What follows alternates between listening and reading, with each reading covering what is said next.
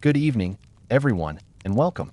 Tonight, we shall venture into the gloriously chaotic realm of the ancient Greek gods. Prepare to meet a pantheon defined by immense power, breathtaking drama, and profound emotional instability. Before our tale begins, if these stories resonate with you, I would be grateful if you would like the video and subscribe. It is also a great joy to see where our community gathers from, so please feel free to share your location and time in the comments below. And now, it is time to lower the lights. Perhaps find a source of soft, ambient sound. Let us settle in and drift together into tonight's mythic journey, the chaotic and captivating world of the Greek gods. In the mythical mist shrouding Mount Olympus, the abode of the immortal gods, exists a world brimming with power, drama, and profound emotional instability. This is not a paradise of perfection and tranquility. Instead, it is the stage for a grand divine family, a collection of individuals who harbor deep contradictions, burning passions, and very human flaws. They are the gods who created the universe and shaped the destiny of humanity, yet they also experience jealousy, hatred, love, and betrayal with an intensity no mortal could match. This family, with its complex relationships and dramatic tales, has woven a rich mythological tapestry where absolute power coexists with classic mistakes. Let us step into that chaotic and captivating world, beginning with the king of the gods, the most powerful man on Olympus. Zeus, the unruly king of the skies. If there is one god who defines both the grandeur and the scandals of Olympus, it is Zeus, god of the sky, supreme ruler, and living proof that absolute power can erode all moral boundaries. Zeus was the youngest son of the Titans Cronus and Rhea. His father, a wonderful dad in his own mythological way, had a terrifying habit, swallowing his children as soon as they were born. The reason? A prophecy that he would be overthrown by his own child. How romantic. Fortunately, the goddess Rhea managed to save her youngest. She used a rock wrapped in swaddling clothes to trick Cronus. This detail shows us just how much Cronus cared for his children. Raised in secret, Zeus grew into a strong and ambitious god. He led a divine rebellion against his father and the Titan generation. In an earth-shattering battle, Zeus was victorious, slit open Cronus's belly, and freed his siblings, Poseidon, Hades, Hera, Hestia, and Demeter. Boom. The original dysfunctional family was born. After the Great War with the Titans, the Titanomachy, Zeus became king. He ruled the sky, controlled the thunderbolts, and was responsible for cosmic order, justice, and oaths. That was in theory. In practice, Zeus seemed to spend most of his time transforming into various animals to seduce any creature with a pulse. A swan, a bull, an eagle, even a shower of gold. This god had no limits and no consistent moral code. Imagine the Supreme Court justice of your country turning into a goose to flirt with citizens. That's Zeus, but with more lightning. His love life was a public relations disaster. He married his own sister, Hera, and the marriage went about as well as you can imagine. He had dozens of affairs with goddesses, nymphs, mortals, and probably a potted plant or two. The result was an overwhelming number of demigods, many of whom carried serious parental abandonment issues and inadvertently created an entire mythology of their own. However, for all his chaos, Zeus wasn't entirely a wrecker. When he wasn't busy cheating on his wife or throwing lightning at mortals who didn't sacrifice correctly, he did act as the arbiter of the universe. He enforced oaths, upheld laws, and occasionally punished those more arrogant than himself, which really took some effort. Zeus was respected, feared, and constantly causing public relations nightmares for Olympus. He had power, he had majesty, and he had absolutely no concept of personal space. He was both protector and predator, both judge and joke, the ultimate divine contradiction. Hera, the resentful queen of marriage. Hera is, technically, the goddess of marriage, family, and childbirth, which is bitterly ironic because her own marriage was a dumpster fire in a golden chariot. She was Zeus's wife and also his sister because, mythology. Their wedding was supposed to be the sacred model of divine union. Instead, it turned into a centuries-long soap opera filled with infidelity, revenge, and a shocking number of people being turned into animals, plants, or rocks. Hera was powerful, the undisputed queen of the gods. But her power was mostly expressed in a very specific way: revenge. Not on Zeus, of course. No, that would be too simple. Hera's wrath was laser-focused on the women Zeus seduced, or, let's be honest, abducted, and their unfortunate children. She once turned a woman into a cow, cursed another to only be able to echo the words of others, and in a particularly cruel moment, tried to kill a baby Hercules with a pair of venomous snakes. That was her husband's son. No, it was his son. Whatever. It's hard to blame her entirely. Imagine being the goddess of marriage while your husband is out there inventing new forms of animal-based courtship. But even so, her coping mechanisms usually involved eternal curses and elaborate punishments. Therapy wasn't yet a concept in ancient Greece, so vengeance was the next best thing. Still, Hera was more than just a celestial grudge holder. She also protected women in childbirth, upheld the sanctity of marriage, in theory, and punished broken oaths among mortals. She had temples, priestesses, and a devoted cult. Cities like Argos and Samos revered her as a major force of divine order. In short, Hera was the goddess you would pray to when your husband was faithful, and also the one who would probably send a plague when he wasn't. She is a fascinating paradox, the embodiment of female dignity and power in a system that constantly humiliated her. Her story isn't just about jealousy. It's about a woman who was supposed to be a symbol of unity while holding Olympus together with brilliantly decorated spite and fury. Poseidon, the moody tidal wave of the ocean. Poseidon is the god of the sea, earthquakes, storms, and, for some reason, horses, because nothing says ocean deity like a stampeding herd. But hey, it's mythology. He was one of the three most powerful brothers. Zeus got the sky, Hades got the underworld, and Poseidon got everything wet, which suited him just fine. He ruled the vast oceans, commanding sea creatures from the beautiful to the nightmarish, and wielding a massive trident. Not just a pointy fork, but a three-pronged staff of divine rage capable of leveling cities. Poseidon was equally revered and feared. Sailors prayed to him for safe passage. Fishermen made offerings. City builders asked his permission before putting anything too close to the shore, lest it accidentally become beachfront property. But let's be honest, Poseidon had issues. Big, tidal wave-sized emotional issues. He was the quintessential moody uncle. Sometimes generous, sometimes destructive, and always a little salty. One moment he's creating islands. The next he's flooding your crops because someone forgot to thank him at a goat sacrifice. He once slammed his trident into the ground so hard it caused an earthquake just because he lost a city naming contest to Athena. Seriously, Athena gave Athens an olive tree. He offered a saltwater spring. The people chose olives. He chose petty revenge. That's Poseidon in a nutshell. He also had a rather complicated love life. There were nymphs, mortals, and even an incident involving Medusa that ended with her getting snake hair and being branded a monster, while he walked away with no consequences. Classic. Yet, Poseidon wasn't just a brute or a stormbringer. He was the protector of seafarers, a builder of cities, and, in his calmer moments, a god of prosperity and fertility. He was an essential part of ancient Greek life, especially for a culture that depended so heavily on the sea. But like the ocean itself, he was always just one storm away from reminding everyone who was really in charge. Hades, the diligent manager of the underworld. Hades is the god of the underworld. Not exactly hell, but a vast, gloomy realm where all souls eventually had to clock in for eternity. Contrary to modern pop culture, Hades wasn't evil. He wasn't even particularly cruel. He was just terminally tired of everyone. While Zeus got the sky and Poseidon got the sea, Hades drew the short straw and got stuck managing the ancient Greek version of customer service for the dead. Forever, in the dark, and surrounded by whining.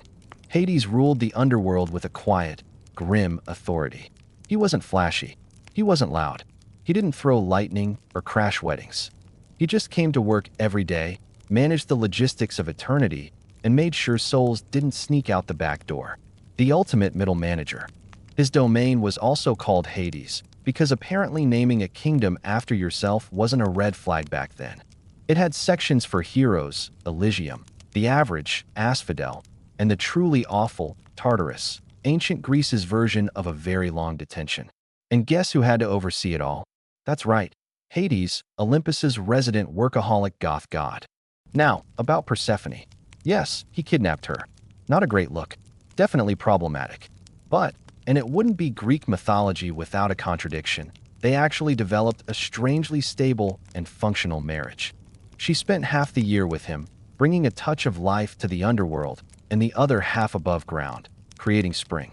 It was less a romance and more a mythological timeshare agreement. Hades was also the original pet dad.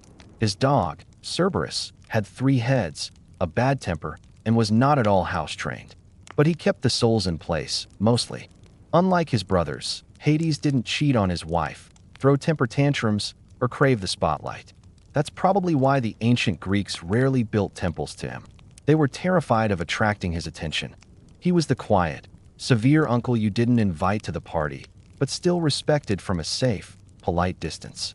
Athena, the goddess of wisdom and strategy. Athena is the goddess of wisdom, strategic warfare, crafts, and the ability to be 10 steps ahead of everyone without breaking a sweat. Basically, she was the divine embodiment of logic in a world full of emotionally unstable psychopaths with lightning bolts. Her birth alone was enough to give Freud a headache. Zeus, after swallowing her pregnant mother, Metis, because of a prophecy, of course, developed a splitting headache. Instead of aspirin, he got a hammer to the skull. And out sprang Athena, fully grown, in full armor, and completely unimpressed with everyone around her. From day one, Athena made it clear she wasn't here for nonsense. Unlike her warmongering half-brother, Ares, Athena saw conflict as a chessboard, something to be analyzed, controlled, and won with minimal screaming and maximum efficiency. If Ares was a chaotic bar brawl, Athena was a war room with spreadsheets. She was also the goddess of crafts, which seems out of place until you realize that weaving was just another battlefield in her hands. Just ask Arachne, a mortal who dared to challenge Athena to a weaving contest. Arachne technically won, but was then turned into a spider for being too good. The moral: be humble, or enjoy your new life in the corner of someone's ceiling. Athena was completely above romance. Unlike the rest of Olympus, she didn't seduce mortals, marry her brother, or turn into questionable animals. She simply had work to do, cities to protect, heroes to advise, and owls to raise. She guided Odysseus home, helped Perseus behead Medusa, and probably red-penned the entire Iliad for edits. Athena was the goddess you wanted on your debate team, in your war council, or running your startup. She didn't scream. She didn't scheme. She was simply smarter than everyone else, always. Ares, the chaotic fury of war. Ares is the Greek god of war, bloodshed, and the philosophy of hit first, think later. If Athena is warfare with a detailed blueprint, Ares is warfare with a sledgehammer and poor impulse control. He represents the brutal, raw chaos of battle, the part where screaming men charge at each other and nobody really knows what's happening, except that things are on fire and someone just lost a helmet. In short, if Ares showed up, things were about to get loud, violent, and incredibly disorganized. Personality-wise, he wasn't exactly the most popular guest on Olympus. Even his fellow gods disliked him. Zeus once called him the most hateful of all the gods. And you know you've messed up when Zeus is calling you a problem. Ares was arrogant, hot-tempered, and about as subtle as a flaming chariot. He wasn't particularly respected, either. The Greeks admired strategy, restraint, and intelligence, things Ares consistently failed to bring to the table. He didn't win battles with tactics. He just charged in, swinging. That worked sometimes, but more often than not, it left a trail of dead bodies and very annoyed allies. Still, Ares was terrifying. He was the god of fear, literally. His sons were named Phobos and Deimos, aka panic and terror, and he loved being in the middle of a brawl. He also had an affair with Aphrodite, which sounds romantic until you remember it ended with him being caught in an invisible net by her husband, Hephaestus, and laughed at by the entire pantheon. The ancient Greek tabloids had a field day. In Roman mythology, Ares was upgraded to Mars, more disciplined, more honorable, and less sweaty. But in Greece, he remained the chaotic, muscular embodiment of violence. Still, Ares had his moments. During times of actual war, he was feared and revered. Warriors made offerings to him, hoping he would grant them strength, or at least leave them alone for a bit. And when he wasn't wrecking things, he did ride a pretty cool chariot pulled by fire-breathing horses, which earns him at least one style point. Aphrodite, the goddess of love and romantic chaos.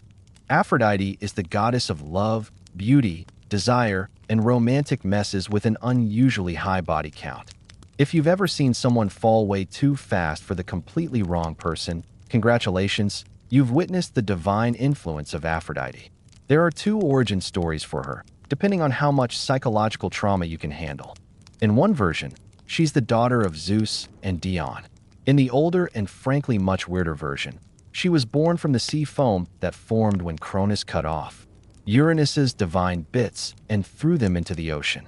And yes, that is probably the least romantic origin ever assigned to the goddess of romance.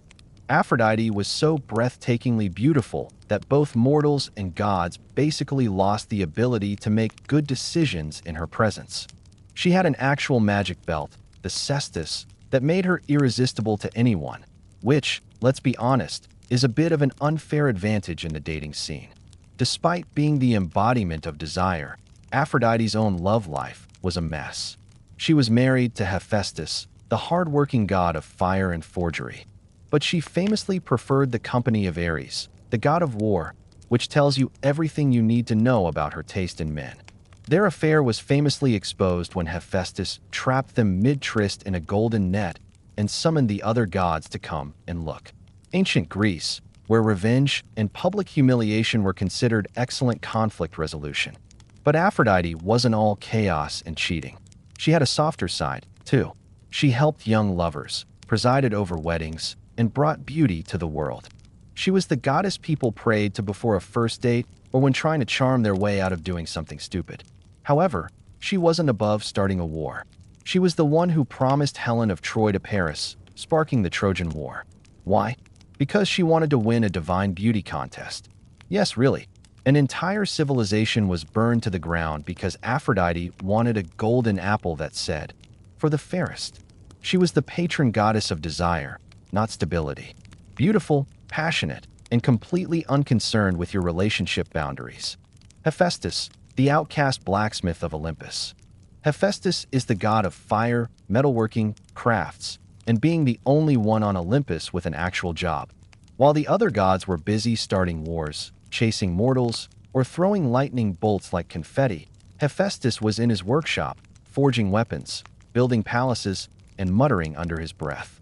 His origin story has a few versions, none of them good. In one, he was born disfigured, and Hera, disgusted by his appearance, threw him off Mount Olympus like unwanted luggage. In another, Zeus did the throwing after a family argument. Either way, the man fell from heaven, landed hard, and ended up with a permanent limp and probably a few abandonment issues the size of Crete. Despite his rough start, Hephaestus made his way back to Olympus not with forgiveness, but with leverage. He crafted Hera a magical throne that, surprise, trapped her. The gods begged him to return and free her. He agreed, but only if they let him back into the divine club. Successful negotiation. Back on Olympus, Hephaestus became the go-to handyman for the gods. He forged Zeus's lightning bolts, Poseidon's trident, Achilles' armor, and pretty much every magical item anyone ever bragged about. If it glowed, flew, or exploded, Hephaestus probably made it during unpaid overtime.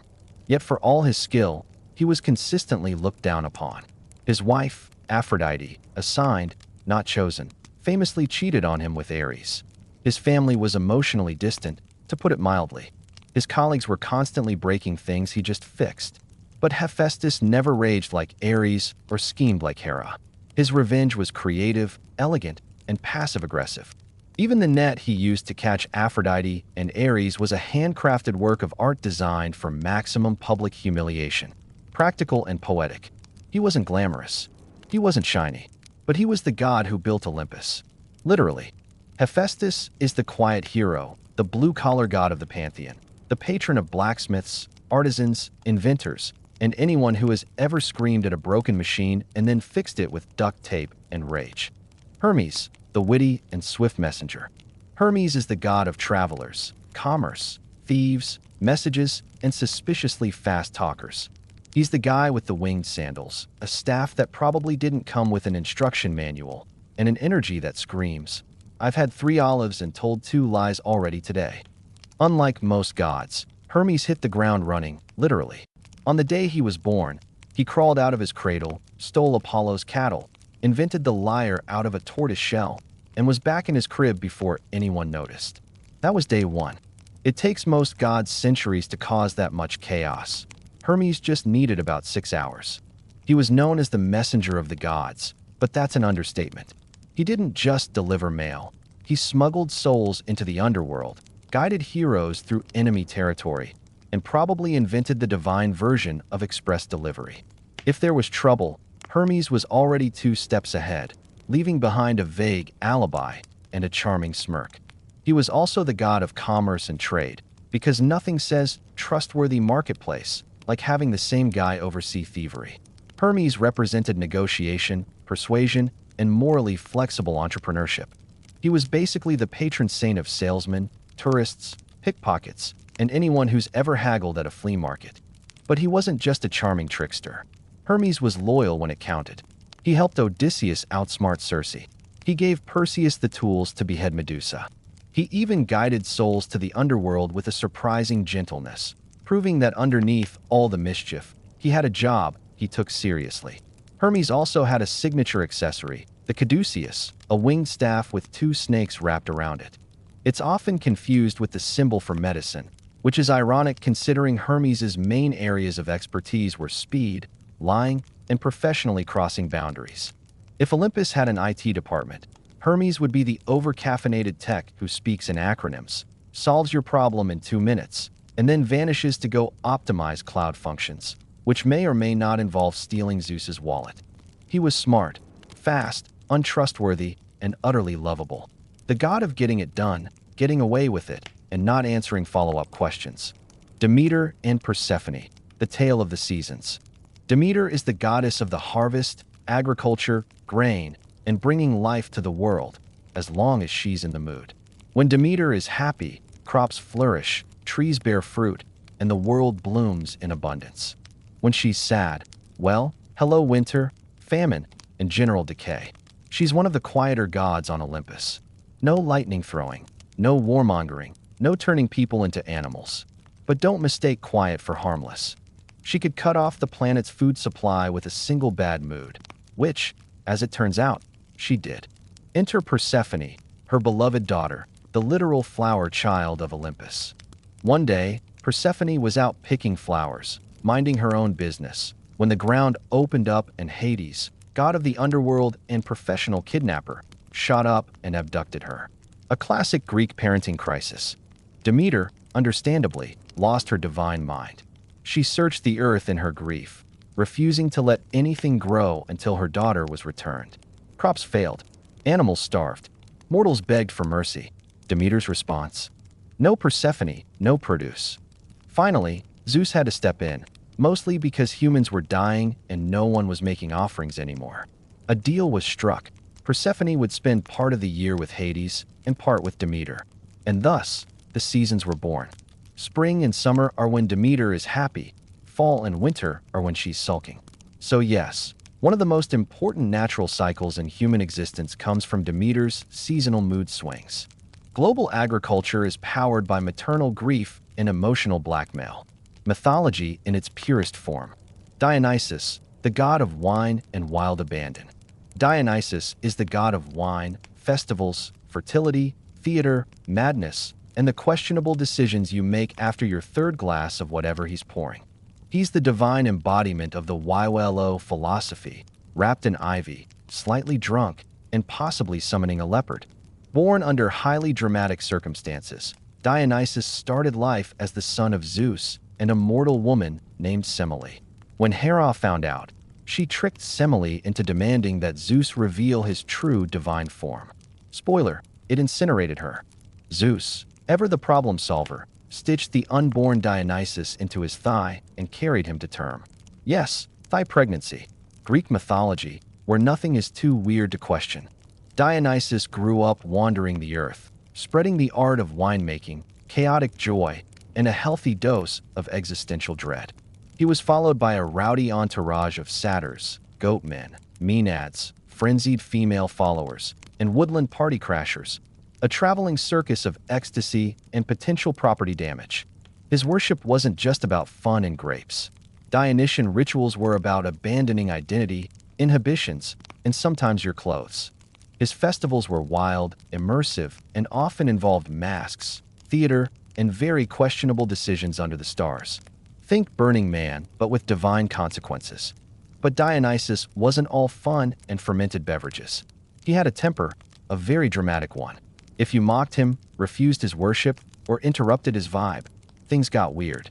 One king who banned his cult was driven mad and torn apart by his own people. Another was turned into a dolphin.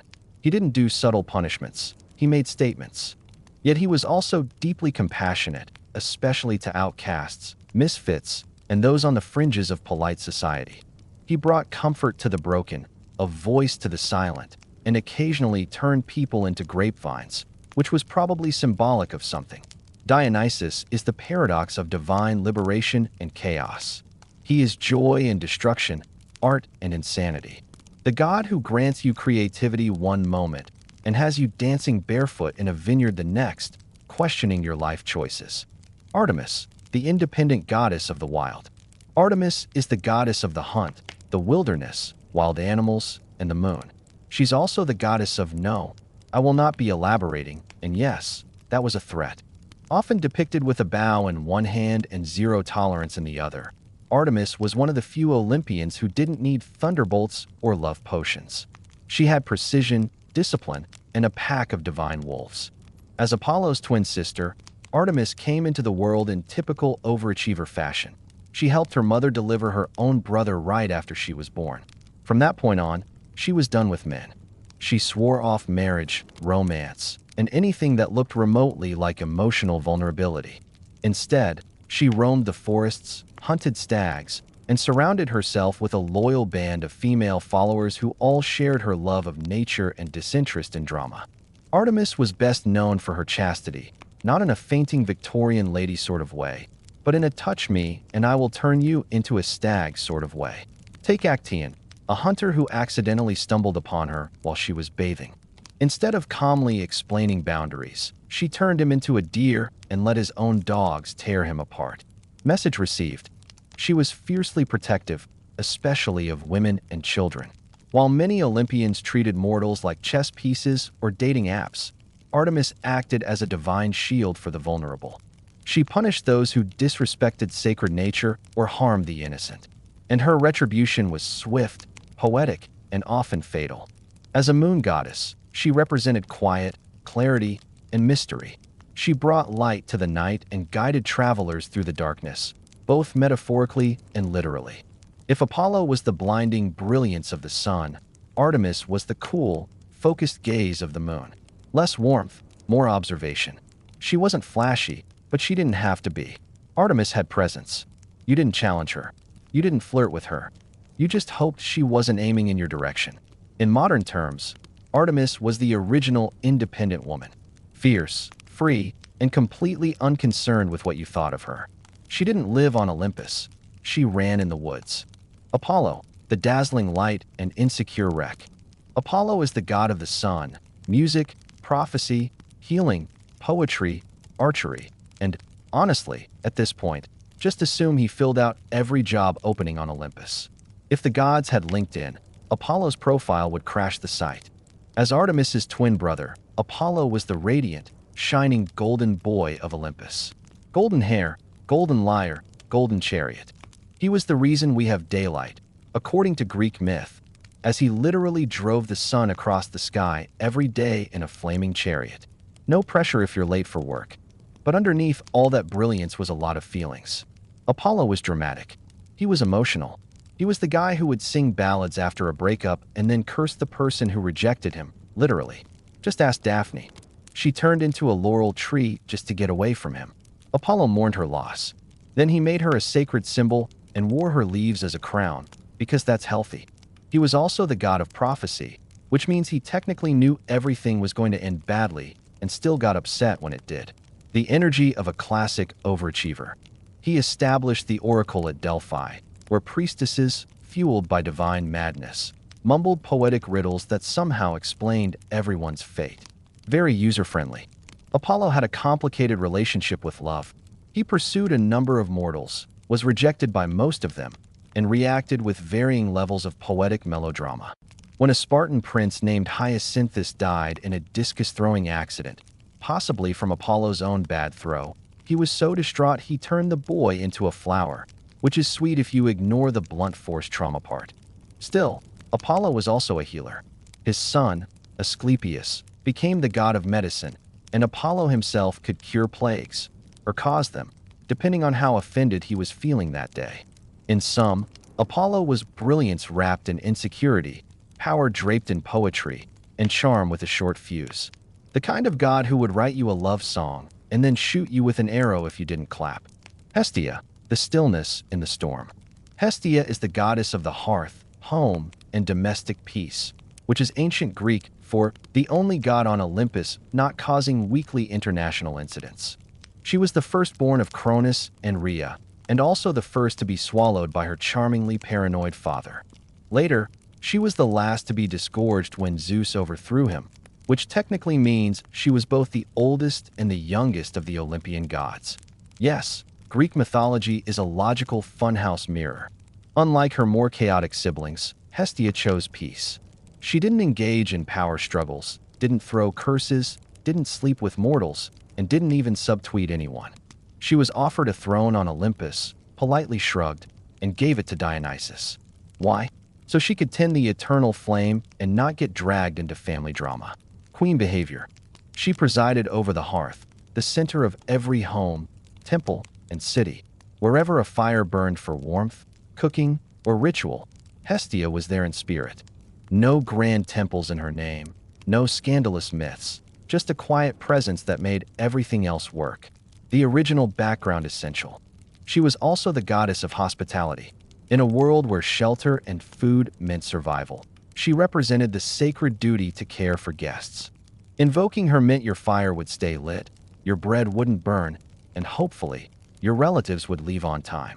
And unlike most of the Olympians, she wasn't going around turning people into animals, inanimate objects, or ironic moral lessons. Hestia didn't need revenge. She had a clean floor and peace of mind. Because of her, every meal began and ended with an offering. Every city had her fire burning at its heart, and every round of prayer probably had someone whispering, "Thank you for not being a liability." If the gods were a dysfunctional office, Zeus would be the CEO with boundary issues, Athena the overqualified strategist, Dionysus the HR violation. And Hestia would be the calm office manager, keeping the coffee warm and the lights on while everyone else argues about whose temple is on fire. Hestia reminds us that there is power in stillness, value in simplicity, and that sometimes the most essential character is the one who demands no attention but holds everything together. Eros and Psyche, when love challenged the gods themselves. The curse of beauty. Before Psyche was old enough to understand the word goddess, she was already being compared to one. By the time she reached womanhood, her beauty was no longer a mere compliment. It had become a phenomenon. The statues of Aphrodite herself, the goddess of love and beauty, began to gather dust as mortals from all corners flocked just to gaze upon this mortal girl's face. Her beauty was not the proud or arrogant kind. It simply existed, uninvited, like sunlight seeping through cracks in a rock. People whispered that she must be divine, that no mortal woman could possess such beauty by chance. The masses treated her as if she were Aphrodite reborn in flesh and bone. But for Psyche, all this reverence brought only emptiness. She moved through cities and villages like a phantom, worshipped but untouched, praised but lonely. No one dared to approach her with genuine affection.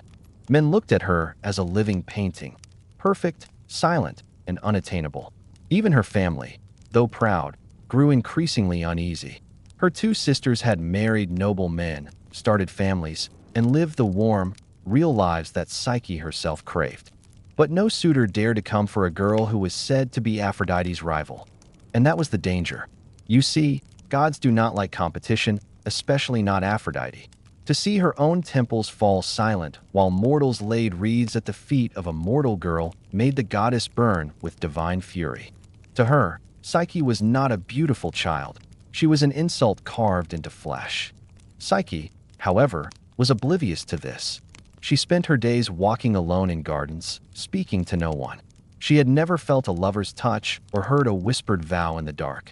Her beauty had become a curse, one that pushed her away from the only thing she truly wanted, a soul who saw her, not just her face. She would stand by her window at dusk, watching the horizon fade, and think that perhaps this was her fate, to be loved by all but held by none. No priest, prophet, or stranger ever offered an answer, until one day, someone did. But it wasn't a man. It wasn't a priest. And it wasn't a mortal. It was a goddess. And she wasn't offering love. She was demanding revenge. The goddess's wrath and love's fateful mistake. On Olympus, beauty was more than vanity. It was power. And no one wielded it as expertly as Aphrodite. She was the goddess of desire, of seduction, of divine allure. But lately, her temples echoed with emptiness. Her statues stood lonely in the sun. Why? Because mortals now knelt before a human girl, Psyche, as if she were the new goddess of love. For Aphrodite, this wasn't just an insult, it was a betrayal. The goddess watched from her celestial throne, her jealousy twisting into hatred. She had destroyed kings for less. How dare a mortal girl steal her worshippers? How dare she exist as a living rebuke to divine beauty? And so Aphrodite did what goddesses do. She summoned her son, Eros. Eros was no ordinary god. Yes, he was the god of love, but not the soft, gentle kind mortals wrote of in poetry. No, Eros specialized in chaos. He ignited passion where it didn't belong. He made kings love charlatans, queens love slaves, enemies love each other. His arrows asked no permission. They shattered logic, loyalty, and sometimes empires. Aphrodite's command was simple. Make Psyche fall in love with the most hideous, vile creature on earth. Something monstrous, something lower than a worm. Let her know the sting of a love that mocks her. Eros, ever the dutiful son, accepted. Bow on his back, quiver full of divine arrows, he descended to the mortal world under the cover of moonlight. He found Psyche sleeping in her chambers, the candlelight flickering across her features like rippling water. She was beautiful, too beautiful. And Eros, who had pierced 1,000 hearts, felt his own skip a beat. This wasn't right. This wasn't the plan. Still, he reached for his arrow. But in his distraction, something went wrong. His hand slipped. The arrow pricked his own skin. Just a single drop of blood. But it was enough. The god of love had just become a victim of his own power. And in that moment, fate shifted. Eros would no longer be his mother's weapon. He would be Psyche's silent protector. But neither of them knew what price the gods would demand for this forbidden affection. And Aphrodite would not forgive betrayal. The cruel prophecy in the invisible palace. Eros vanished before Psyche could stir, the wound from his own arrow still warm on his skin. He had pierced countless hearts, but never once had he fallen into his own trap.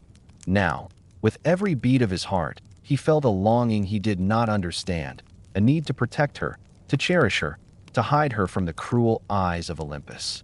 But protection came with sacrifice. He couldn't tell her the truth. If Aphrodite discovered he had disobeyed, or worse, that he had fallen in love, there would be no mercy.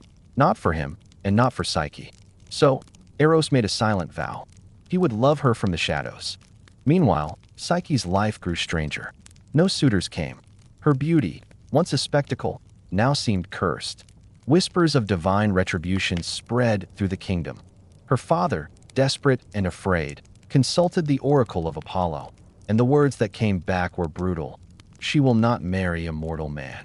Instead, she is to wed a monster, a beast so terrible that even the gods fear him. Take her to the mountaintop, dressed as a bride. There, her destiny awaits. Her family wailed. Her sisters gasped, but Psyche stood still, silent as if the wind had carved her from stone. A monster. This was her fate. Not love, not choice, but sacrifice. And yet, she agreed, not out of courage, but out of resignation.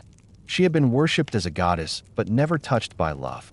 Perhaps this cruel, monstrous fate was simply the balance. Eros watched from above, his heart twisting with guilt. He had wanted to protect her, but now the gods had woven a web he could not untangle. If he intervened openly, his mother would know. But if he did nothing, Psyche would be lost. So he devised a plan. He would take her to a secret place, a hidden palace known only to him, shrouded in illusion and silence. He would love her, not as a god, but as a shadow. He would never show his face, never speak his name, and above all, never tell her the truth. Because if she knew who he was, who she was truly with, everything would break. Even the god of love feared a broken heart. Love without a face. A gentle but powerful wind lifted Psyche from the mountaintop. She had expected cold rocks and guttural snarls.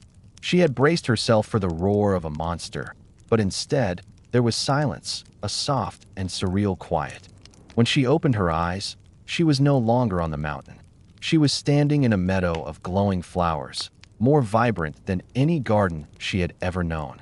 A path of polished stone wound through the field, leading to something unimaginable, a palace more magnificent than anything human hands could build. Its columns shimmered like moonlight on water. Its halls whispered her name without a sound. Psyche crossed the threshold, expecting fear but finding peace. Servants she could not see guided her, invisible hands washing her feet, draping robes over her shoulders. Food appeared, warm and fragrant, though no one set the table. At night, a voice, deep, gentle, and kind, spoke from the darkness. "Do not be afraid. You are safe. This is your home." It was him, her invisible husband, the one the oracle had promised. But there was no snarling beast, no monstrous form, only a voice. And strangely, it did not frighten her. He never revealed himself, not even in the dark. Every night, he came to her in the smooth, quiet blackness of the bedchamber. He touched her face like a dream. He whispered laughter into her ear. And every morning, he was gone before the sun rose. She fell in love quickly. It was love that needed no sight, intimacy that needed no form. Every word he spoke made her long for more. But there was one thing he always begged of her. "Never try to see me." She asked once softly, "Why?" The voice tensed. "If you see me, I must leave you forever." And so she obeyed. But the mystery grew heavier with each passing day. How could a man so kind, so considerate, be the monster the oracle had warned of? Why must love hide its face? And why, when she whispered her name, did he never whisper his in return? Psyche told herself it didn't matter, that she didn't need to know. But the human heart is a curious thing. And seeds of doubt, once sown, never lie dormant, especially when family comes to visit, and especially when sisters bring poison disguised as love. The venom of jealousy and the seeds of doubt. Weeks passed, perhaps months. Time moved strangely in the invisible palace. Psyche knew peace, laughter, luxury, and love. But she also knew isolation. No faces, no names, no truth. Only a voice in the dark and the feel of shadows on her lips. Then one morning, her husband's voice was different. "Sorrow will follow if you see them," he said. "See who? Your sisters. They believe they come in love, but what they carry is ruin." Psyche's heart broke. She missed them, their teasing, their warmth, even their envy. They were her last link to the mortal world, to the girl she was before gods and palaces and mysterious husbands. "Let me see them, please, just once," she pleaded. Eros hesitated, but he could never refuse her. He agreed, with one warning. "Do not let their words poison what we have. They will try to erode your trust. You must not listen." And so the winds that once lifted Psyche brought her sisters to the garden gates of the invisible palace. When they saw her, they were stunned. She was alive, more than alive, radiant, draped in silks finer than any queen's, her skin glowing like starlight. They embraced her, laughing nervously, hiding their jealousy under brittle smiles. "Where is your husband?" one asked. Psyche smiled. "He only comes at night. I've never seen him." The sisters fell silent. "You've never seen him?" She nodded. "He won't let you see his face?" The other gasped. "What if he's hideous, a beast, or worse? What if he's one of the gods, using you and laughing behind your back?" Their voices dripped with sweet concern, but Psyche felt the shift. The old sisterly rivalry was still there, now twisted into something darker. Envy sharpened their words. "He keeps you hidden, blind, dependent. Is that love, or is it a cage? The seeds of doubt were sown. They saw them take root, and they smiled. As they left, they kissed her cheeks and whispered, "Just take a lamp one night. See for yourself. If he loves you, what harm can the truth do?" Psyche watched them vanish on the wind. And for the first time since arriving in paradise, she couldn't stop shaking. Not with fear, with curiosity. The betrayal by lamplight and paradise shattered. That night, Psyche could not sleep. She lay in the darkness, wrapped in silk, his arm gently around her, his breath steady beside her. But her mind was loud, louder than his heart, louder than love. Her sister's words repeated like a mantra. What if he's a monster? What if he's using you? What if he's not who you think he is? She had trusted blindly. She had given herself completely to a voice in the dark. But was it love, or was it simply surrender? She slipped out of bed, silent as snowfall. Her bare feet touched the cold floor, and in her hand, she held a small brass oil lamp, its wick already lit. Her heart hammered in her chest as she approached. Her fingers trembled as she leaned over. And when the light hit his face, she gasped. Not a monster, not a god in disguise. A man, more beautiful than words. Golden curls were tousled on the pillow, soft lips were curved in sleep, and on his back, wings, divine feathers, were folded like a secret. This was Eros, the god of love, and he had chosen her. Tears welled in her eyes, not of fear, but of guilt. He had trusted her, warned her, loved her, and she had doubted. She leaned closer, wanting to kiss his lips, to whisper an apology before the light went out. But fate is cruel. A single drop of hot oil spilled from the lamp and touched his bare shoulder. He woke with a cry of pain and betrayal. His wings unfurled, his eyes wide with heartbreak.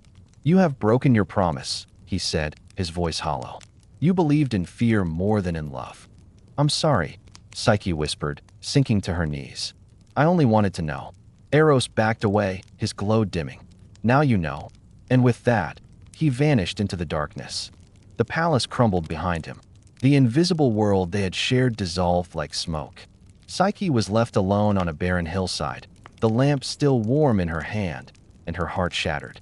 She had seen the god of love, and she had lost him, not to fate, but to doubt.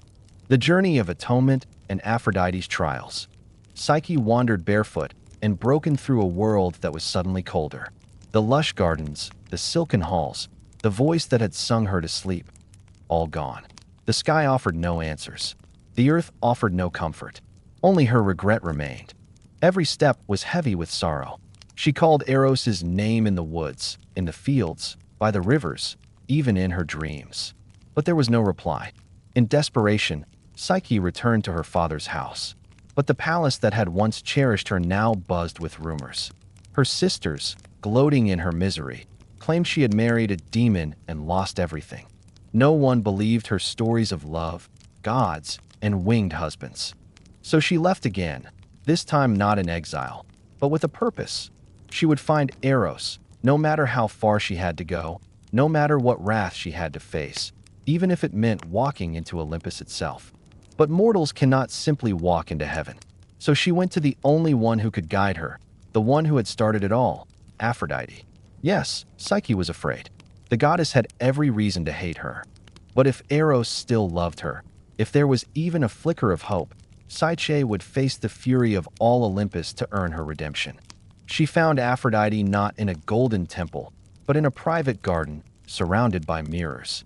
The goddess gazed at her own reflection as if searching for flaws that did not exist. As Psyche approached, Aphrodite didn't turn. "I warned you once," the goddess said coldly. "And still, you touched what was mine." "I love him," Psyche knelt. Aphrodite laughed. "You love it? You mean the son you betrayed, the god you doubted?" "I was foolish," Psyche admitted, "but I will do anything to win back his trust." Aphrodite turned, her eyes sharp as knives. "Anything?" Psyche nodded. The goddess smiled, but it was not a kind smile. "Then you will suffer. You will be tested. And maybe, just maybe, at the end of your agony, you will be worthy of my son." So began a trial, not of strength, but of devotion, and Psyche would have to face it alone. The first task seemed deceptively simple. Aphrodite led her to a massive storeroom where mountains of seeds, barley, millet, lentils, poppy, wheat, and beans were mixed together in an indistinguishable mess. Before nightfall, Aphrodite said with a yawn, "Sort these, every single one, into their proper piles. If you fail, you will never see my son again." Psyche looked at the impossible task. She fell to her knees and began picking through the grains. But then, a colony of ants, sent perhaps by a benevolent god, took pity on her. They swarmed the work, and within hours, the chaos was perfect order. Aphrodite returned, stunned and furious. "You had help," she snarled. "The second task was crueler. Bring me a tuft of golden fleece from the wild rams by that river." These rams were ferocious creatures that would gore to death anyone who entered their domain. Psyche despaired, but a river spirit whispered to her, advising her to wait until dusk when the rams rested and gather the golden tufts caught on the thorn bushes. Once again, she succeeded, fueling Aphrodite's rage. The third task seemed a death sentence. "Fetch me water from the river Styx itself," Aphrodite commanded. The Styx was the boundary between the living and the dead, its waters fatal to the touch, guarded by winged monsters. As Psyche stood on the brink of despair, Zeus's own eagle swooped down, took the flask from her hand, flew through the dangers, filled it, and returned it to her. Even the king of the gods had taken notice of her perseverance. But the final task would take her where even the gods feared to tread. "Go down to hell," Aphrodite said, her voice colder than the Styx, "and ask Queen Persephone for a box of her beauty for me." The descent into hell and love's salvation. This was a death sentence. The living do not enter hell and return. But Psyche no longer hesitated. If the path to Eros lay through darkness, then darkness would not stop her. Guided by sympathetic voices, she found a hidden entrance, carrying 2 coins for the ferryman Charon and barley cakes for the 3-headed dog Cerberus. She passed the hollow souls, crossed the river of sorrow, and finally came before the throne of Persephone. The queen of hell, perhaps understanding the madness of love herself, gave Psyche a small, sealed box. "Do not open it," Persephone warned. "It is not for your eyes." The journey back was heavy with temptation. The box vibrated in her hands. The old doubt crept back in. Surely one peek wouldn't hurt. What if this beauty made me worthy of Eros again? As the light of the mortal world neared, her heart raced, her fingers twitched. She opened the box, and darkness consumed her. From the box spilled not beauty, but a cold mist, an eternal sleep of the underworld. Psyche did not scream. She simply fell, frozen in a timeless moment, defeated by her own curiosity. And that might have been the end. But love has a way of surviving even death. Far away on Olympus, Eros had not forgotten. His wound had healed, but his heart had not. When he heard she had entered hell, he knew she had done it for him. Defied Aphrodite, faced death, all for love. This was not a mortal girl. This was a queen. Eros defied his mother, bursting from Olympus in a blaze of wings and gold. He flew across the sky until he found her, still and silent. He knelt beside her, and he wept. He gently took the box, sealing it shut. Then, without hesitation, he leaned down and kissed her lips. Not a magic kiss, not a spell, just a kiss, a promise, a memory, a plea. And her eyes fluttered open. "Eros," she gasped. "You came back. I never stopped loving you," he whispered. He held her tighter than ever before. And in that moment, all the gods who watched, some amused, some angry, finally understood. Even the god of love had met his match. Apotheosis and an eternal legacy. Their reunion shook Olympus. Eros, the god of love, had defied his mother. Psyche, a mortal, had defied death. Together, they had crossed the boundary between the divine and the human.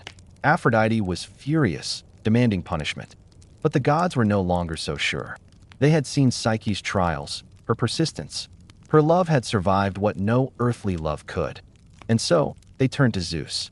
The king of the gods, who had watched it all, finally spoke. "There is a power," Zeus said, "in a love that endures. She is not unworthy of Olympus. She is proof that even mortals can love like gods." Then he turned to Eros and Psyche. "So let it be." With a wave of his hand, Zeus summoned a cup filled with ambrosia, the drink of the gods, and offered it to Psyche. "Drink, and you shall be mortal no more." Psyche drank. A warmth spread through her, not a burning, but a blooming. She became divine, no longer mortal, no longer lesser. She was Psyche, the goddess of the soul. A great feast was held on Olympus. Before all the gods, Eros and Psyche were declared husband and wife. Love, this time, did not end in tragedy. It was crowned. From their union, a daughter was born, Hedone, the goddess of pleasure and delight, the symbol of the joy born from the union of love, Eros, and the soul, Psyche. The story of Eros and Psyche ends not as a tragedy, but as a transformation. It became not a myth, but a truth whispered through the ages. True love is not easy. It is tested, it is doubted, it is hurt, but when it endures, it becomes eternal. Psyche's journey taught all of Olympus a lesson they had long forgotten. Love does not belong only to the gods. It belongs to anyone willing to fight for it. And in every story where love is tested and triumphs, Eros and Psyche live on, not as marble statues, but as an echo in us all. Medusa, the tragedy of a victim, the legacy of a monster. Mortal beauty and a vow of devotion. Long before her name sowed terror, before statues froze in silent screams and snakes whispered from marble hair, Medusa was a mortal girl, uncommonly beautiful. Her beauty was not loud or proud. It simply existed, uninvited, like sunlight seeping through cracks in a rock. Her hair shimmered like threads of night.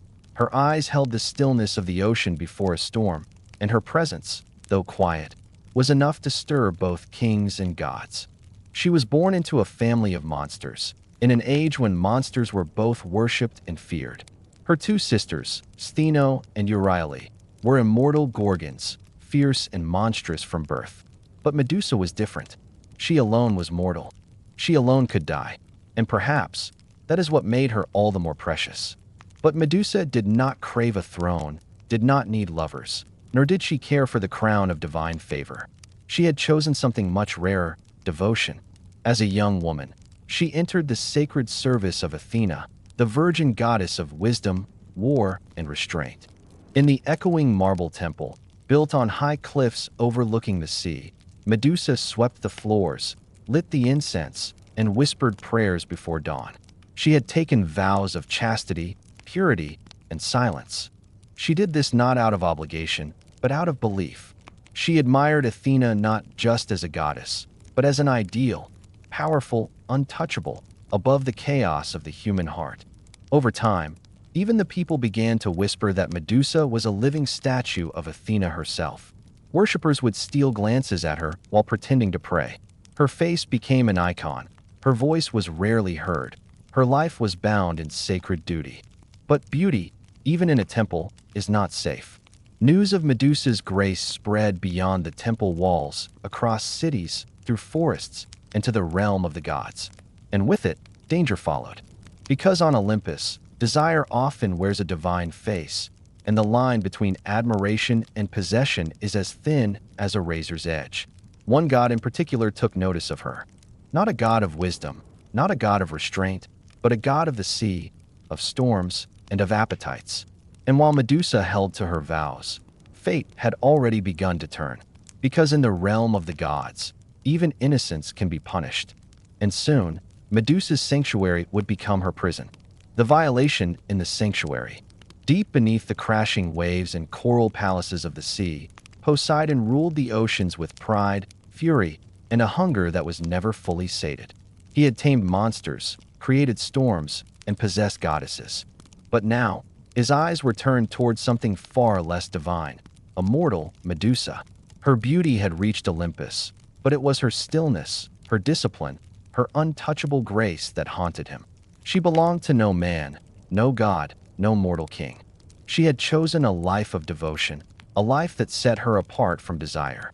And perhaps that is what tempted Poseidon most. The more she prayed, the more he watched. And one evening, as the tide rose and the temple fell silent, Poseidon rose from the sea. He did not knock. Gods rarely ask permission. He strode into the sacred temple of Athena, the ocean dripping at his feet, a trail of salt water staining the marble floor. Medusa, alone and unsuspecting, turned to see the sea god looming in the shadows, his trident left behind, but his hunger intact.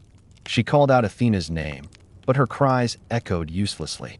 She fled, but temples built for worship are not made for escape. And there, under the cold, stone gaze of Athena's statue, Poseidon desecrated what was holy. It was not a seduction. It was a violation. When it was over, Poseidon vanished, leaving nothing but salt and silence. Medusa, broken, curled beneath the image of her goddess, waiting for justice, for comfort, for anything divine. But the gods are not always just. When Athena returned to her temple and saw the defilement, her rage was absolute. But not at Poseidon. At Medusa, whether out of pride, denial, or divine law, Athena blamed her own priestess for allowing the temple to be sullied. Whether she saw Medusa as complicit or simply as an inconvenience, it did not matter. The purity of her sanctuary had been broken, and so the goddess of wisdom passed judgment, not on the god who violated, but on the mortal who was violated. Because even in mythology, power protects itself, and Medusa, once a symbol of sacred beauty, would now be made into a warning that no one could ignore. Athena's cruel judgment. The temple floor was still stained with seawater when Athena returned. The incense had long since burned out. The silence was heavy, and at its center, Medusa knelt in shame, her head bowed beneath the unblinking gaze of her goddess. But Athena's eyes were not filled with pity. They burned with rage. Because her temple, the sanctuary of reason, discipline, and chastity, had been defiled. And though Poseidon had trespassed on sacred ground, it was Medusa who would bear all the blame. For Athena, there could be no forgiveness. The gods never apologize, and temples never forget. The punishment had to be symbolic, eternal. She descended from her pedestal and stood over the trembling, confused Medusa, who waited for mercy from the very goddess she had served for years. But mercy was not granted. Instead, Athena's voice thundered against the marble walls. "You brought shame into my house. Let the world see what becomes of beauty that invites destruction." With a single gesture, she reached down and touched Medusa's forehead. The transformation was immediate. Her flowing hair turned to writhing serpents. Their hissing was a cruel parody of her whispered prayers. Her skin lost its warmth. Her gaze became a weapon. Her eyes, once soft with sorrow, now held a terrible power. Anyone who looked into them would turn to stone. Not enemies, not aggressors, but anyone. It was not a protective punishment. It was isolation, a curse disguised as a defense. Medusa screamed, her voice no longer human. Her tears, once salt water, now dried before they could fall. Her breath grew still. Her reflection shattered mirrors. And worst of all, she could no longer look upon another soul without destroying them. Athena did not weep. She did not turn away. She simply watched as her priestess, once beautiful and devout, became something else entirely, a monster. The temple doors closed behind Medusa as she fled into exile, her cries echoing through the hills. No home, no temple, no sisters, no prayer, only a trail of stone statues in her wake. And from the cliffs of Olympus, Athena returned to her throne, unmoved. Because in the eyes of the gods, punishment need not be just, only lasting. And Medusa's face would outlive memory. Exile and the birth of a monster. Cast out from temple and city, Medusa wandered into the wilderness, alone, cursed, and feared. Her footsteps carved a path of stone across the land. Every accidental glance at a passing creature turned it to lifeless marble. Birds in midair, deer in the thicket, even insects that dared meet her gaze were frozen forever in silence. She sought refuge where no human would follow, in the far-flung lands beyond rivers and wastelands, to a bleak, wind-swept island at the edge of the world, a place untouched by gods or men. There, she did not build a shelter. What use was a roof when the stars offered no comfort? What use were walls when her enemies were once her protectors? The cave she entered was already half full of statues, warriors, long-forgotten beasts, or perhaps fellow wanderers who had met her eyes for a moment too long. And so her second life began, not as a priestess, but as an outcast. Medusa no longer wept. Tears belonged to the girl she used to be, the one who believed in justice, who offered incense to Athena, who thought love could be earned through loyalty. That girl had died on the temple floor. In her place, something else had risen, not a monster, but a woman shaped by betrayal. Her snakes whispered to her in her dreams, not in words, but in instinct, warnings of intruders, echoes of approaching footsteps. Her hair had become her guardians. Her eyes were her curse. Her soul was a flickering memory. She began to carve images into the walls of her cave, faces, hands, the temple she once served. Even the memory of her sisters was fading, and stone was all she had left. Occasionally, heroes would come, drawn by tales of a cursed maiden or tempted by the challenge of slaying a beast. They believed her to be evil, that by killing her they could rise in glory. But none of them returned. They had underestimated her. Not just her power, but her pain. Yet, with every death, Medusa felt less like a victim and more like the monster the world imagined. Her humanity was not dead, but it was fading. And the gods, they had long since turned away. The shaping of a legend. Far from Medusa's cave, in the bustling city-states and sacred temples of Greece, her name began to change. No longer spoken of in pity, it was passed from mouth to mouth as a warning, twisted, retold, and reshaped. Medusa the Gorgon, Medusa the cursed temptress, Medusa of the petrifying gaze. Her past as a devoted priestess, a mortal girl who served the gods, was buried beneath the legend. In its place, a monstrous narrative arose, a creature of serpentine hair with eyes that held the fury of hell. They did not speak of Poseidon's violation. They did not mention Athena's cruel punishment. The role of the gods was edited out, smoothed over by priests and poets who preferred their deities spotless and their monsters clearly marked. The shaping of a legend. Far from Medusa's cave, in the bustling city-states and sacred temples of Greece, her name began to change. No longer spoken of in pity, it was passed from mouth to mouth as a warning, twisted, retold, and reshaped. Medusa the Gorgon, Medusa the cursed temptress, Medusa of the petrifying gaze. Her past as a devoted priestess, a mortal girl who served the gods, was buried beneath the legend. In its place, a monstrous narrative arose, a creature of serpentine hair with eyes that held the fury of hell. They did not speak of Poseidon's violation. They did not mention Athena's cruel punishment. The role of the gods was edited out, smoothed over by priests and poets who preferred their deities spotless and their monsters clearly marked. Children were warned to obey their parents, or Medusa would come in the night. Soldiers carved her image onto their shields, not to honor her, but to mock her. Her face became an icon of fear, a cautionary tale. And yet, her image spread. Artists painted her on pottery. Her writhing silhouette danced on mosaics. Her snarling face was carved into temple walls, not in reverence, but as a weapon wielded by the very gods who had abandoned her. Medusa, from her exile, could only feel the weight of their words. She had not asked to be a legend. She had not asked to be feared. She had simply survived. And survival, to those in power, is a threat. Children were warned to obey their parents, or Medusa would come in the night. Soldiers carved her image onto their shields, not to honor her, but to mock her. Her face became an icon of fear, a cautionary tale. And yet, her image spread. Artists painted her on pottery. Her writhing silhouette danced on mosaics. Her snarling face was carved into temple walls, not in reverence, but as a weapon wielded by the very gods who had abandoned her. Medusa, from her exile, could only feel the weight of their words. She had not asked to be a legend. She had not asked to be feared. She had simply survived. And survival, to those in power, is a threat. On the mainland, some whispered of her as something more than a monster. Old women in mountain villages left offerings near caves, muttering that Medusa protected women who had been wronged. They did not fear her. They pitied her. They called her the guardian of the wronged. But these voices were small, and the roar of heroic legends drowned them out. Medusa remained hidden, unaware of how deeply her name had been divided. Monster to some, martyr to others. What she knew was this: no matter how far she hid, they would keep coming. Men with swords and shining armor. Men who thought killing her meant glory.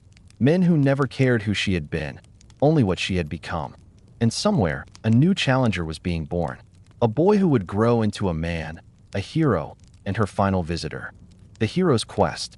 While Medusa lived in exile, her legend spreading like wildfire, A boy named Perseus was born into a different kind of silence, a prison of prophecy.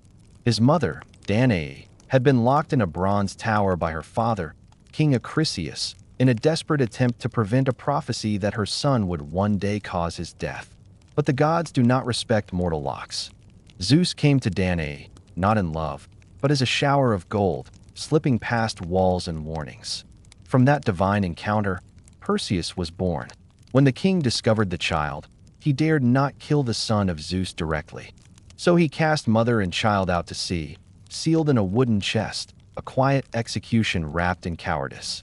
But the sea, ruled by Poseidon, brought them not to death, but to sanctuary. They washed ashore on the island of Seriphos, where a fisherman took them in. Danae raised Perseus in secret, teaching him strength, humility, and the silence of survival. She never spoke the name of Zeus. Years passed, and Perseus grew into a bright young man, strong but untested. And then the king of Seriphos, Polydectes, took notice. He wanted Danae for himself, and Perseus was an obstacle. The king, feigning kindness, invited Perseus to a banquet where every guest was to bring a gift. Perseus, poor and proud, brought nothing. Polydectes jeered, "Then bring me the head of Medusa." Laughter erupted. It was meant to humiliate him. But Perseus, stung by pride and ignorant of the truth behind the name, accepted. The gods watched with interest. Athena, perhaps still troubled by what she had done to Medusa, saw an opportunity. She would help this boy, not for justice, but for balance. She and Hermes came to Perseus in dreams, whispering instructions. They gave him the tools: winged sandals to fly, a shield polished like a mirror, an adamantine sword, and the helm of Hades to turn invisible. But no gift came without a purpose. Perseus was being chosen, not just to kill a monster, but to complete a legend. A legend that began not with him, but with a girl alone in a temple, praying to gods who never listened. Perseus set off with divine tools at his side and the weight of a king's challenge on his shoulders. But finding Medusa was not as simple as crossing land or sea. Her location was buried by time. To find her, Perseus needed answers no mortal could give. He sought out the Graeae, three ancient sisters who shared a single eye and a single tooth. They knew where Medusa was, for they were her kin. Perseus did not plead. He waited until one sister passed the eye to another and snatched it. "Tell me," he demanded, "or be blind forever." They told. They spoke of a distant island, where stone statues littered the shore like fallen soldiers. Medusa's lair. And so Perseus flew, the sandals cutting through the clouds, his heart pounding not with fear, but with anticipation. He saw himself returning to Seriphos with a head in his hand, glorious. He did not yet question the story he had been told, that Medusa was a monster deserving of death. The gods had prepared him, but they had not warned him. They did not say that her cave was lined with the remains of men who called themselves heroes. They did not say that her eyes were not cruel, only cursed. And they did not say that her face, beneath the snakes, behind the legend, still held the shape of a woman who was once full of faith. The final encounter. When Perseus set foot on the island's shore, the world seemed to hold its breath. There was no wind, no bird song, only the statues, hundreds of them, scattered like fallen warriors on the cliffs. Their faces were twisted in terror, mouths frozen mid-scream, eyes wide with the last thing they ever saw, her. He walked past the stone limbs and broken shields, his sword still sheathed, the mirrored shield held tight. Athena had warned him, never look at her directly. Use the reflection. Be swift. Be silent. But what the goddess had not said was why the statues looked not just terrified, but surprised, as if in their final second they had realized they were wrong. Perseus moved deeper into the cave, his wings folded behind him. The air was thick with the smell of damp moss, of serpents, and of something else, sorrow. The snakes hissed before he saw her, a low symphony of warning and weariness. Then she appeared, not charging, not roaring, not even aware. Medusa was asleep, curled on a stone bed, her arms wrapped around herself like a child. Her face in the mirrored shield was peaceful, fragile. A strange beauty remained, though her features were half hidden beneath the nest of resting vipers. She did not look like a monster. She looked like someone who had been left behind. Perseus hesitated. This was not the snarling beast sung of in legends, not the terror painted on vases and shields. She was just a woman, cursed, sleeping, and utterly alone. But the gods had given him a task. He remembered his mother. He remembered the jeering voice of Polydectes. He remembered glory. And so, he raised his sword, his eyes fixed on the mirrored shield. He took another step. A snake raised its head. Medusa stirred, her eyes fluttering, still closed. She did not scream. She did not fight. She barely breathed. And in that moment, Perseus struck.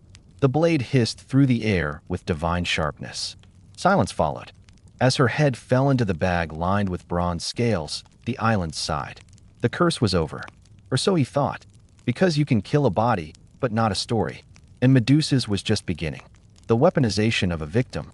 Perseus did not linger. With Medusa's head sealed in the enchanted bag, its gaze still potent even in death, he took to the sky. But the silence of the island clung to him. Not the silence of victory, but something colder. The head still vibrated with a quiet power. Though severed, it was not inert.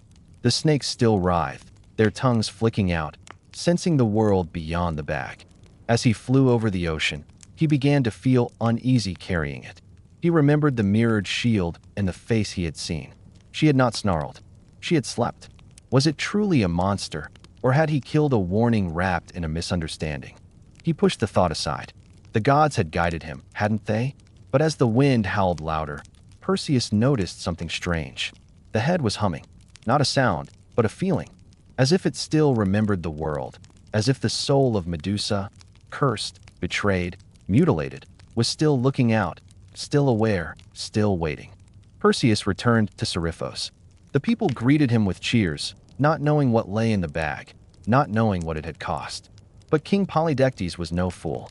He had never expected the boy to survive. When Perseus strode into the palace, the king's mockery quickly turned to unease. "You have brought me a gift," Polydectes sneered. Perseus nodded. "A souvenir, as you requested." And with that, he opened the bag. For one brief second, Polydectes met Medusa's gaze. 1 second was enough. Stone cracked across his skin like frost on glass. His eyes froze open. His last breath was trapped behind lips that had turned to rock. The king, smug and cruel, was now nothing more than a statue.